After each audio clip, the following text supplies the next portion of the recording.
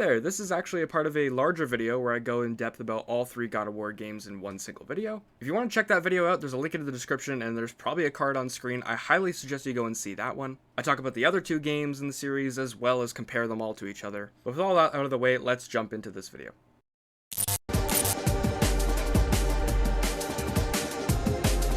God of War 2 is very much like Halo 2 in my opinion. While the first game laid the groundwork, God of War 2 took that groundwork and built upon it to create a game that feels like a sequel and not just an expansion. A reformed combat system, new powers, new movement options, and even more epic story, God of War 2 is a perfect sequel. The story takes place years after Kratos usurped the throne from Ares. He's a ruthless and violent god of war, and the rest of the gods aren't happy with him. Zeus forms a plan to put Kratos down and stop his unrelenting anger, luring him into giving up his godly powers into a weapon called the Blade of Olympus. Before we continue, I just want to comment that this is a great way to quote-unquote reset the game. The opening level of God of War 2 lets you play as a fully upgraded Kratos, and to bring Kratos down for the player to level him up across the game, you have to drain his godly powers into the sword. It makes perfect sense within the story, and it plays into the gameplay. I love this. Anyways, Zeus ends up using this sword to kill Kratos. While he's on his way to the depths of hell, he's pulled aside by Gaia, a titan of Earth, who tells him that the ancient titans are out for revenge against Zeus just as much as Kratos is. Zeus defeated them in a war long ago in order to reign over the gods and humans, and they want vengeance. Gaia tells Kratos that he must travel to the island of creation to seek out the Sisters of Fate, and turn back time to stop Zeus from killing him. This story is already on a more grand scale than its predecessor. Sure, killing a god was a pretty big and epic task, but to go back in time and rewrite history by preventing your own death, that's pretty good. Let's start talking about the game's pacing by discussing its opening level. As I mentioned earlier, you start off as a fully upgraded Kratos, which lets the player really get a grip on what kind of game this is going to be. It's almost like you're playing a demo and this is the game telling you this is what you can become. It's a great hook.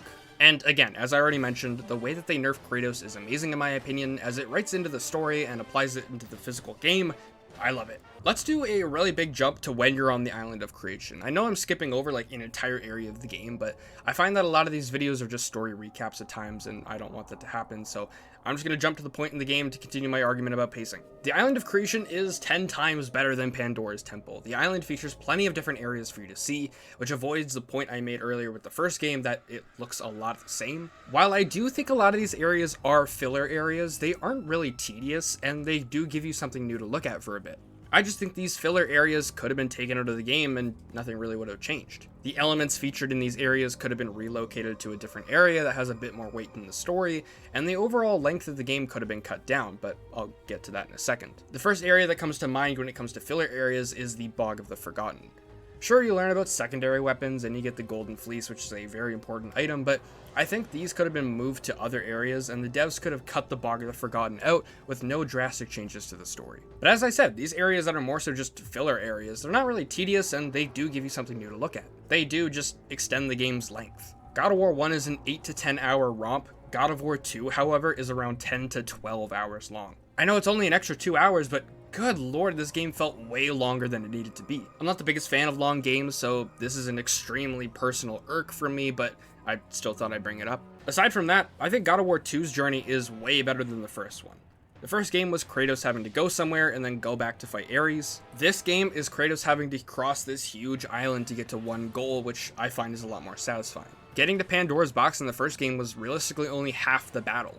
In God of War 2, however, you're doing what you need to do in one take, which feels a lot better in my opinion. And the ending of the game is so much better too. Sure, it was cool to fight a god, but to fight the god of gods, Zeus, yeah, that's dope. The boss fight is also way better in my opinion. It feels like a brawl between 2 equally matched opponents, plus you get to use the Blade of Olympus, which is awesome. And the finale of the game is just as good as the final battle, where Athena sacrifices herself to save Zeus, and Kratos learns that he's actually Zeus' son. Angry at the fact that he didn't get his revenge, Kratos goes back in time to the war between the Titans and the gods to bring the Titans into the present to fight against the already crumbling Olympus. The game leaves off on a cliffhanger where we see Kratos and the Titans making their way to take down Zeus once and for all. The final fight, the cliffhanger ending, it's all so good, I love it. Stepping away from talking about the story, let's talk gameplay. God of War 2 isn't just a continuation of the first game. The sequel introduces multiple new features, plus puts a new coat of paint on some old features as well. Before I even discuss what's new, I want to talk about the feel of combat in God of War 2. Remember how I said it felt good to attack enemies as Kratos in the first game? Well, the second game has new animations and new sounds and new effects that illustrate the raw power the Ghost of Sparta has. Let's take a look at the spin attack from the first game. And now let's take a look at the second one.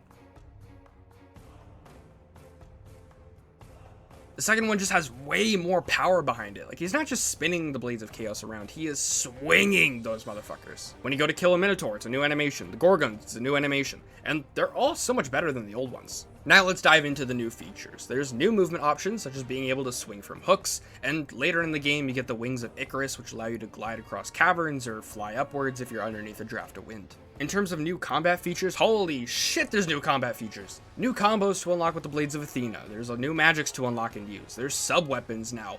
There's a lot. The Blades of Chaos get swapped out for the Blades of Athena, with some new combos to unlock as you level it up. However, a lot of combos from the previous games stick around to make the Blades of Athena a cornerstone for players to come back to. I really want to talk about the new magic abilities in God of War 2.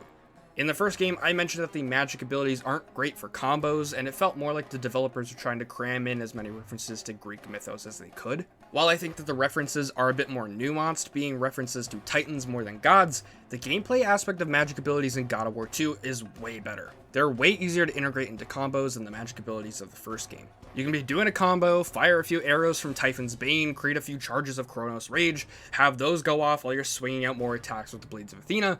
It all feels so fluid and smooth. Rage of the Gods has also been replaced with Titan Rage, which also has its own combos and moves to be unlocked. God of War 2 also builds upon the Blade of Artemis introduced in the last game, and develops it into a completely new system, introducing 3 new weapons. Those being the Barbarian Hammer, the Spear of Destiny, and of course the Blade of Olympus. All 3 can be upgraded to unlock new moves as well. There is a lot of depth to this game. Like, that's all just the combat. There's the Wings of Icarus, there's the Golden Fleece.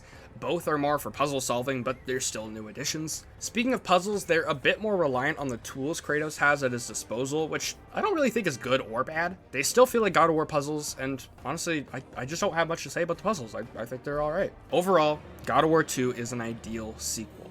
It steps up the game in every aspect compared to the first title, the story is on a more grand scale, and the gameplay is revolutionized. But where God of War 2 revolutionizes the formula, God of War 3 perfects it.